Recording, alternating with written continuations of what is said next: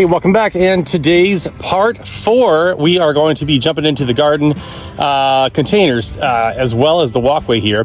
The plan is to have a bit of a walkway kind of around the raised beds to make accessibility a little bit nicer. And we're going to put some that landscaping fabric down around the raised beds.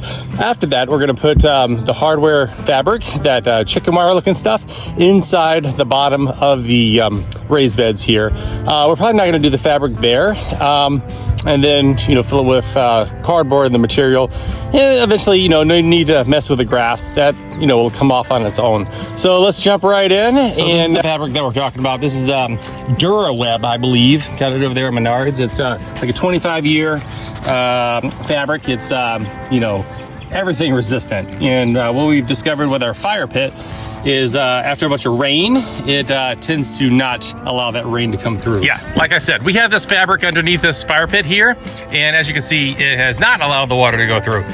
But it also, like I said, has been a ton of rain. So we are calling a mulligan. We are not going to do this fabric here because we are just thinking that it's going to be too much of a flood risk, too much standing water. We're going to have to figure out something else. Maybe mulch, maybe just rock. I don't know, but we're going to take this fabric away. So scratch that off the list. Okay, next step. Hardware fabric. This is going to hopefully make this critter proof from all those burrowing animals. It may or may not work, but at least this will be a step in the right direction here. We have 19 gauge, half an inch, 3 feet by 25 feet. That should be enough for 2 beds here, I would think. And if not, we got a second roll. Let's get to it.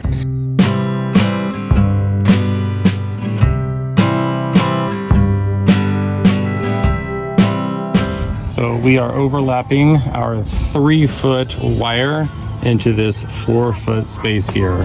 So we have the wire down now. Now I'm just going to trim off the excess here with these wire cutters. Trying to stay nice and flush so that there's not those pokey bits of wire poking out. And there we go. Repeat it for this side over here.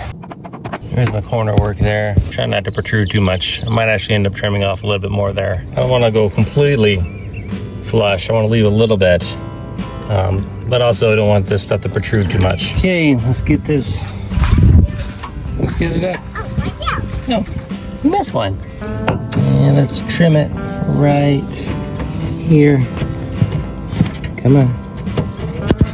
Come on. There we go. Good. Oh, have a look at our seedlings. So these are our seedlings, and we did plant these in the little we did plant these in the pods a couple of months ago, and so far so good on some of them, but some of them did not make it the months here. As you can probably have guessed, they should have been planted by now, but like I said in the previous video, life has happened. So here we are. And so we're gonna leave these out. They are now officially able to be here in the bed and just kind of hang out. They've got a nice fence all around here and then underneath too. So little pods, little seedlings, welcome to your new home. And eventually these should be getting planted here.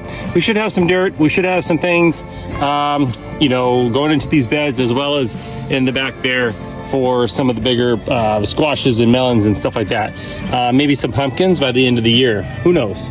Anyways, that's it for this critter proofing of this particular raised garden here. And then we'll get the second one done and then go from there. More to the point, we're probably just gonna have this one now and go ahead and have it filled and whatnot, and then leave this one empty because we're planning on getting like a trellis, and that will be probably in a future video here.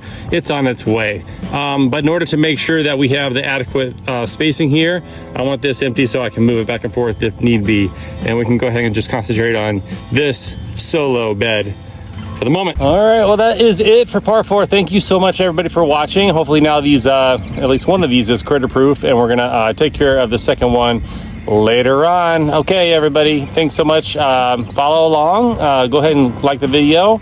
Subscribe for more. We will have more here in the future. Here, we will have more very soon. In fact, we plan on planting hopefully something in 2024. So stay tuned for that.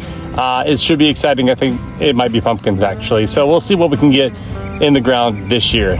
All right, appreciate you. Thanks.